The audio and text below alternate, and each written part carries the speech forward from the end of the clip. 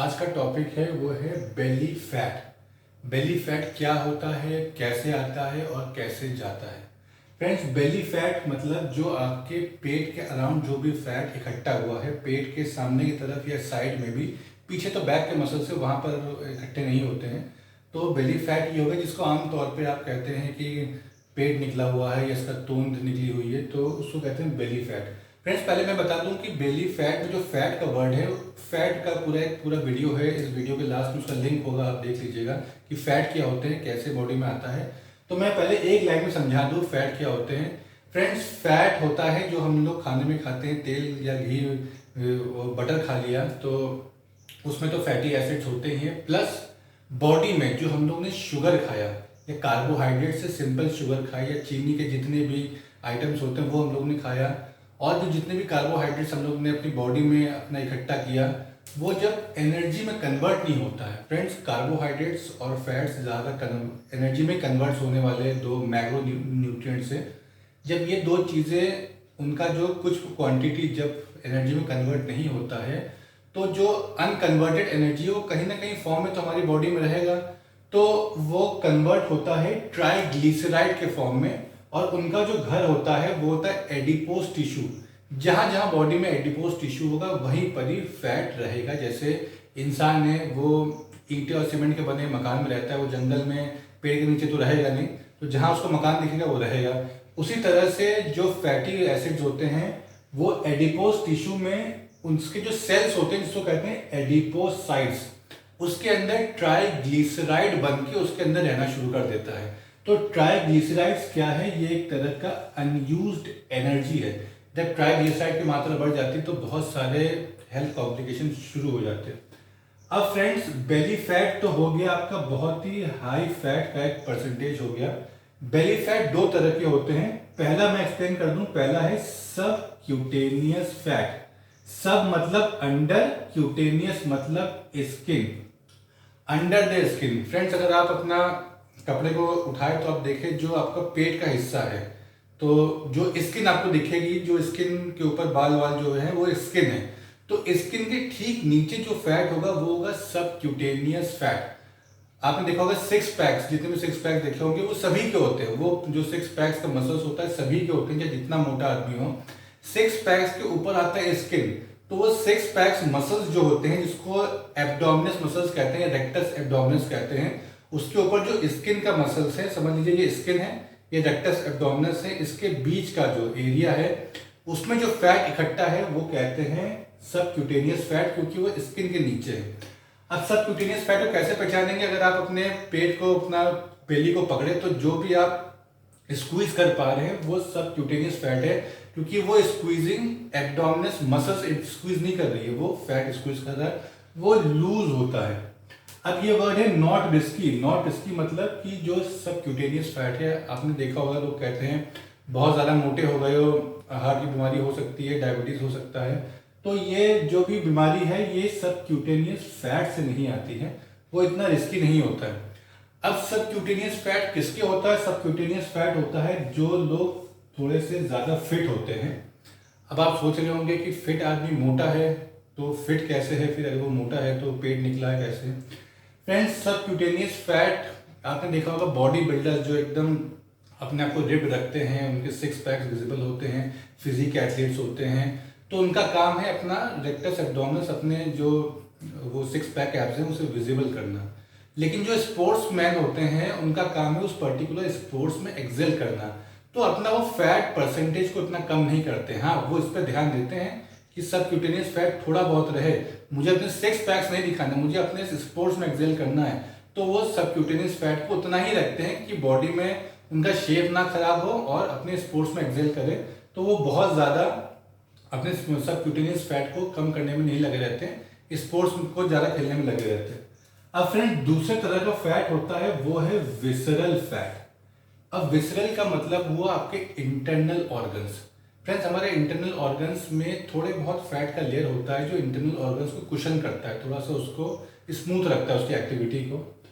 अब जब ये थोड़े बहुत फैट की तादाद जब ज़्यादा हो जाती है, ठीक है फ्रेंड्स, सबसे पहले बता दूं कि ये जो फैट है ये हमारे रेक्टस एब्डोमिनस के ठीक नीचे होता है। जैसे सबक्यूटेनियस के नीचे फैट, फिर रेक्टस एब्डोमिनस, फिर रेक्टस एब्डोमिनस के नीचे भी फैट है, उस फैट के नीचे आता है आपका ऑर्गन्स। तो रेक्टस एब्डोमिनस के नीचे जितना भी फैट है वो डायरेक्ट कांटेक्ट रहता है ऑर्गन्स के, जितने भी इंटरनल ऑर्गन्स है, हमारे intestine, large intestine, stomach, pancreas, liver पे एक तो फैट का लेयर होता है, साथ में अगर ये फैट बढ़ जाए तो लिवर को फैटी लिवर बना देता है, फिर लिवर सिरोसिस की प्रॉब्लम भी हो सकती है क्योंकि ये फैट लिवर के अंदर पेनिट्रेट कर जाता है। और ये जो फैट होता है जब डायरेक्ट कांटेक्ट में रहता है ऑर्गन्स के, तो ये ऑर्गन्स को पुश करता है, ऑर्गन्स को दबाता है। फ्रेंड्स, अगर मुझे ठंड लग रही है तो मैं अगर 2 जैकेट पहन लूँ तो मेरी ठंड थोड़ी सी रुक जाएगी। अगर मैं रोकने के लिए 10-20 जैकेट पहन लूँ तो मैं उस जैकेट के तले एकदम दब जाऊंगा, मैं कपड़ों के तले दब जाऊंगा। तो थोड़ा बहुत फैट तो चाहिए ऑर्गन्स को, लेकिन जब ज्यादा हो जाता है तो ऑर्गन्स को पुश करता है। जब ऑर्गन्स को पुश करता है तो ऑर्गन्स का एक नॉर्मल फंक्शनिंग होती है, उस नॉर्मल फंक्शनिंग को वो डिस्टर्ब कर देता है और तब शुरू हो जाते हैं बॉडी में सिम्टम्स। अब फ्रेंड, जितने भी अनहेल्दी लाइफस्टाइल जीने वाले लोग हैं, जो सीडेंट्री अपना लाइफस्टाइल, उनका काम है सीडेंट्री जॉब, ठीक है, अपना जॉब करें, लेकिन उसके बाद भी अगर वो अपनी सीडेंट्री को नॉन सीडेंट्री में कन्वर्ट नहीं कर रहे हैं, एक्सरसाइज वगैरह नहीं कर रहे हैं, तो उसके बाद वो अनहेल्दी भी खा रहे हैं, वो शुगर का भी कंजम्पशन कर रहे हैं, कार्बोहाइड्रेट भी ज़्यादा ले रहे हैं, फैट भी ले रहे हैं, अल्कोहल भी ले रहे हैं, स्मोकिंग भी कर रहे हैं। जब ये सब कर रहे हैं तो उनके अंदर विसरल फैट ज़्यादा हो जाता है बजाय सबक्यूटेनियस फैट। सबक्यूटेनियस फैट ज़्यादातर फिट लोगों के होता है, विसरल फैट सबसे ज़्यादा अनहेल्दी लोगों में ही आपका विसरल फैट पाया जाएगा। और जब नॉर्मल फंक्शनिंग बिगड़ जाती है हमारे ऑर्गन्स की, तब सिम्टम शुरू होते हैं। सिम्टम शुरू क्या होते हैं? हार्ट रिस्क हो सकता है, कोरोनरी आर्टरी डिजीज हो सकता है, आपके आर्टरीज में ब्लॉकेजेस आ सकते हैं, वेन्स में तक ब्लॉकेज आ सकते हैं, हाई बीपी हो सकता है। बहुत जो फैट लोग होते हैं उनके देखा जाएगा हाई बीपी होता है, बिल्कुल होता है उनके हाई बीपी। टाइप 2 डायबिटीज शुरू हो जाती है। टाइप 2 डायबिटीज मतलब जो आगे जो पैनक्रियाज इंसुलिन प्रोड्यूस कर रहा है, हार्मोन इंसुलिन प्रोड्यूस कर रहा है, वो पैनक्रियाज के सेल्स जो होते हैं, बीटा सेल्स होते हैं जो इंसुलिन प्रोड्यूस करते हैं, वो बीटा सेल्स डाई होने लग जाते हैं, या इंसुलिन बनना बंद हो जाता है, या इंसुलिन इनसेंसिटिविटी शुरू हो जाती है। इंसुलिन इनसेंसिटिविटी का मतलब है कि इंसुलिन तो प्रोड्यूस हो रहा है, इंसुलिन मसल्स को, इंसुलिन ग्लूकोज को लेकर मसल्स के अंदर जा रहा है, लेकिन मसल्स उसको एक्सेप्ट नहीं कर रहा, अपने अंदर आने नहीं दे रहा, तो वह है इंसुलिन इनसेंसिटिविटी। फिर ब्लड ग्लूकोज की मात्रा बहुत बढ़ जाती है बॉडी में। फैटी लीवर शुरू हो जाता है, ये बहुत एक डेंजरस सिचुएशन है। फैटी लीवर हमारा एक मेटाबॉलिज्म का सबसे बड़ा ऑर्गन है, पूरी बॉडी को मेटाबॉलिज्म करने में उसका हेल्प करता है। जितने भी हम लोग मैक्रो न्यूट्रिएंट्स लेते हैं या माइक्रो न्यूट्रिएंट्स लेते हैं, बॉडी में उसको अलग अलग जगह पहुंचाना, ब्लड स्ट्रीम में पहुंचाना लीवर का काम है। लीवर अगर अफेक्टेड हो गया तो सारा खाना पीना बेकार हो जाता है। ऑटो इम्यून डिजीजेज शुरू हो जाती हैं, क्योंकि ऐसा देखा गया है रिसर्च में कि विसरल फैट में जो एडिपोसाइट्स है उसके अंदर साइटोकाइंस पैदा हो जाते हैं। साइटोकाइंस एक तरह के कंपाउंड होते हैं कि जब वो इन्फ्लेमेशन बॉडी में होता है तो वो प्रोड्यूस होता है। तो साइटोकाइंस कभी कभी साइटोकाइंस इम्यूनिटी भी बढ़ाता है, लेकिन जब बहुत ज़्यादा साइटोकाइंस प्रोड्यूस होने लगते हैं तो बॉडी इतना ज़्यादा इम्यून करने में अपने आप को लग जाती है कि वो किसी को नहीं समझती। जो उसका दोस्त भी है, बैक्टीरिया वायरस को तो मारता ही मारता है, साथ में कोई और भी चीज़ आ जाए उसको भी वायरस बैक्टीरिया समझने लग जाएगा, उसको भी मारने लग जाएगा, भले वो बॉडी के हेल्दी सेल्स क्यों ना हो। तो ऐसे सिचुएशन कहते हैं auto immune diseases. Auto immune disease में आपके जॉइंट्स खराब हो जाते हैं, आपके समझ लिए हार्ट अटैक भी आता है, लिवर सिरोसिस पैदा होता है, बहुत सारी बीमारियां हैं। और जो विसरल फैट वालों को हाई कोलेस्ट्रॉल का प्रॉब्लम तो हमेशा रहेगा, ट्राइग्लिसराइड लेवल उनके बड़े रहेंगे। डॉक्टर्स हाई कोलेस्ट्रॉल कम करने की स्टैटिन दवाई देता रहेगा, लेकिन जब तक फैट कम नहीं करेंगे ये परमानेंटली नहीं जाने वाला। जॉइंट्स प्रॉब्लम लगी रहेगी उनको, क्योंकि उनका सेंटर ऑफ ग्रेविटी, बॉडी का सेंटर ऑफ ग्रेविटी जो हमारा हिप के पास होता है, सैक्रम बोन में होता है, वो शिफ्ट हो जाता है, तो जॉइंट्स प्रॉब्लम, कमर की जॉइंट्स की प्रॉब्लम शुरू हो जाती है, साथ में हिप की जॉइंट्स की प्रॉब्लम, और साथ में वो जाता है, रेडिएट करता है नीज तक, नीज से फिर एंकल में रेडिएट करता है। तो अब फ्रेंड्स, बेली फैट को कम कैसे करें?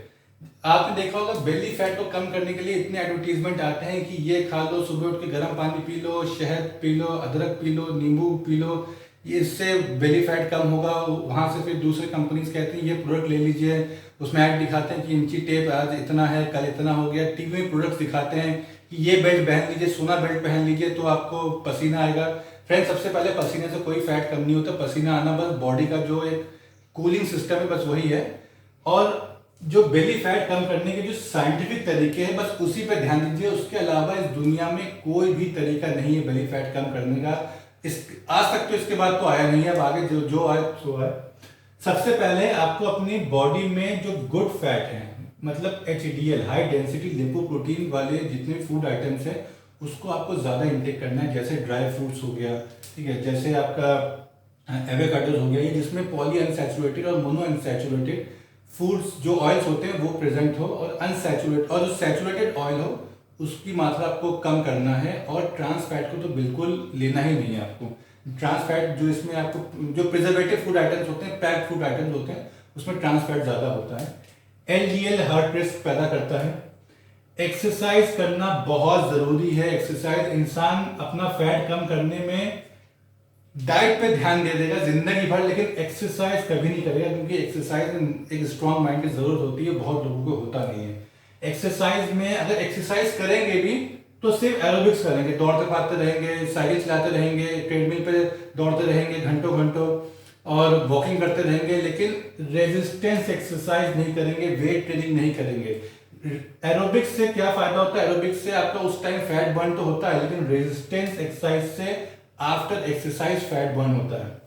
फ्रेंड्स, बेली फैट का एक बहुत बड़ा मेजर कंट्रीब्यूटर है आपका स्ट्रेस।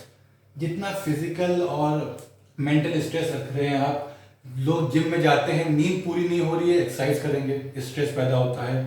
आप थके हुए हैं, पहले थकावट थोड़ी दूर करिए, थोड़ा सा कार्बोहाइड्रेट इंटेक करिए, वो नहीं करेंगे, जिम करते रहेंगे तो और स्ट्रेस पैदा होगा। तो जो भी जिस तरह का भी स्ट्रेस है, मेंटल स्ट्रेस हो या फिजिकल स्ट्रेस हो, उसमें एक हार्मोन पैदा होता है हमारी किडनी से, उसका नाम है कॉर्टिजोल। थोड़ा बहुत कॉर्टिजोल तो चलता है, लेकिन जब इसकी मात्रा क्वांटिटी जब ब्लड स्ट्रीम में ज़्यादा हो जाती है तो ये इम्यूनिटी को कम करता है। और कॉर्टिजोल टेस्टोस्टेरोन का एक ऑपोजिट हार्मोन है। टेस्टोस्टेरोन फैट बर्न करता है, कॉर्टिजोल फैट का परसेंटेज बढ़ाता है बॉडी में। तो ये विसरल फैट को बहुत कंट्रीब्यूट करता है बॉडी में बढ़ाने के लिए। अब ये फ्रेंड्स है नीट। नीट का मतलब है नॉन एक्सरसाइज एक्टिविटी थर्मोजेनेसिस। मतलब ऐसी एक्टिविटी कि आप एक्सरसाइज नहीं करें, लेकिन आप एक्सरसाइज के अलावा जो भी काम करें अपनी बॉडी को चला रहे हैं, कैलोरीज आप बर्न कर रहे हैं। कि खुद उठ के पानी पीने चले गए, कोई आया खुद उठ के दरवाजा खोलने चले गए, आप खुद जाके खाना खाने के बाद थोड़ा सा टहल के चले आए, मतलब कुछ ना कुछ कर रहे हैं, बॉडी को अपना मूवमेंट कर रहे हैं। ऑफिस में 1 घंटा बैठे हैं, हर 1 घंटे के बाद 5-10 मिनट का आप एक राउंड लेके चले आ रहे हैं, तो इसे कहते हैं नीट। फ्रेंड्स, हमारे जो ब्रेन होता है, ब्रेन के पीछे टेल होता है, उसका नाम होता है मेडुला ऑब्लांगेटा। रिसर्चेस में, लेटेस्ट रिसर्च में देखा गया है कि मेडुला ऑब्लांगेटा जो कि हमारे ब्रेन का एक पार्ट होता है, बहुत क्रूशियल पार्ट होता है, उसको अगर डैमेज पहुंचे तो वो विसरल फैट को बढ़ाने में बहुत हेल्प करता है, मतलब विसरल फैट उससे बढ़ता है। वो कैसे डैमेज होता है फ्रेंड्स? वो डैमेज होता है जितने भी लोग मल्टीटास्किंग करते हैं, कि पढ़ भी रहे हैं, पिक्चर भी देख रहे हैं, मोबाइल भी चल रहा है, गाने भी सुन रहे हैं और किताब भी देख रहे हैं, किसी से बात भी कर रहे हैं। एक टाइम में जब ब्रेन में इतना स्ट्रेस पड़ता है मल्टीटास्किंग के जरिए, तो वो मेडुला ऑब्लांगेटा को बहुत स्ट्रेस करता है, तो वो स्ट्रेस फिर कॉर्टिजोल को बढ़ाता है, कॉर्टिजोल विसरल फैट को बढ़ाता है। अब 6 to 9 आवर्स की स्लीप, साउंड स्लीप बहुत जरूरी है अपने एक्टिविटी के अकॉर्डिंग। अगर एक्टिविटी 6 घंटे की डिमांड करती है 6 घंटा सोइए, 9 घंटे की डिमांड करती है 9 घंटा सोइए। अगर नींद पूरी नहीं हुई है, सबसे बड़ा स्ट्रेस फैक्टर है नींद का पूरा ना होना। और नींद के पूरे ना होने के बाद आप एक्टिविटी करेंगे, बॉडी में स्ट्रेस एक्यूमुलेट होता रहेगा, कॉर्टिजोल लेवल बढ़ता रहेगा। तो साउंड स्लीप जरूर लीजिए, उससे ग्रोथ हार्मोन निकलेंगे। ग्रोथ हार्मोन अल्टीमेटली फैट को बर्न करता है सोते सोते, इससे जीएच ग्रोथ हार्मोन रिलीज होता है। अब फ्रेंड्स, एक सबसे बड़ा सुपर फूड है हमारी पूरी दुनिया में, वो है वाटर। वाटर जितना इंटेक करेंगे, वाटर से जो हमारी मेटाबॉलिक रेट है, जितने भी केमिकल फंक्शन से जो भी है, वाटर से बहुत स्पीड अप हो जाता है। अगर फैट बर्निंग भी हो रही है वो भी स्पीड अप हो जाएगी। 3 to 4 लीटर्स वाटर का इंटेक बहुत जरूरी है। और अगर आप जिम जाते हैं, पसीना बहाते हैं, तो 1 लीटर एक्स्ट्रा और पीना है। जिम के अंदर वो 1 लीटर जो पीएंगे एक्स्ट्रा होगा, वैसे 4 लीटर तो पीना ही पीना। अब फ्रेंड्स, क्या नहीं करना है या क्या मिथ बना है मार्केट में मिथ क्या बना है जिम्स में कि जितना भी आप एब्स की एक्सरसाइज लगाते रहे उससे आपका बेली फैट कम होगा। बिल्कुल नहीं, क्योंकि स्पॉट रिडक्शन एक्सरसाइज में पॉसिबल है नहीं। एक्सरसाइज में टोटल बॉडी से कहीं भी फैट जा सकता है, ओवरऑल फैट का परसेंटेज कम करना है। वेट लॉस की मेडिसिन आती है, वेट लॉस की मेडिसिन क्या करती हैं, सिर्फ आपका एपेटाइट, आपका हंगर, जो आपका हाइपोथैलेमस से हंगर की जो फीलिंग आती है उसको कम कर देती है। बस वो आपका जो हंगर जो पता नहीं लगेगा तो खाएंगे नहीं तो अल्टीमेटली वेट लॉस होगा। एक तरह का अननेचुरल प्रोसेस है, उसको मत अपनाइए। फास्टिंग, लोग पतले होने के चक्कर में इतना ज्यादा फास्टिंग करते हैं, इतना ज्यादा कम खाते हैं या पूरे पूरे दिन व्रत रखते हैं, उपवास रखते हैं, उनकी बॉडी में चलिए कार्बोहाइड्रेट्स फैट तो नहीं जा रहा, साथ में मिनरल्स विटामिन भी नहीं जा रहा। जब खाना ही नहीं जा रहा तो मिनरल्स विटामिन भी नहीं जाएगा। जब मिनरल्स विटामिन से नहीं जा रहे हैं तो बॉडी में जो मेटाबॉलिज्म है, जो ये दोनों ये चीजें करती है, मेटाबॉलिज्म भी नहीं हो रहा, तो बॉडी होम्योस्टेसिस जो कहते हैं, normal functioning of the body disturb हो जाती है। और जब बॉडी का फंक्शनिंग डिस्टर्ब हो गई तो वही घूम फिर के फिर कॉर्टिजोल प्रोड्यूस होता है, फिर विसरल फैट का प्रोडक्शन ज्यादा हो जाता है। और भी कोई एनी अदर मेथड, और कोई इसके अलावा जो भी मेथड है, इन सब के अलावा और भी कोई एनी मेथड है तो वो बिल्कुल मत अपनाइए। कोई भी XYZ कह दे, कोई कंपनीज कह दे ये बेल्ट पहनिए, ये दवाई खाइए, ये पिल कीजिए, कुछ नहीं। अल्टीमेटली आपको ये साइंस जानना है और यही आपको अप्लाई करना है, तो सेफली आप अपना बॉडी का जो विसरल फैट है, जो बेली फैट है, तोन दे, उसको आप कम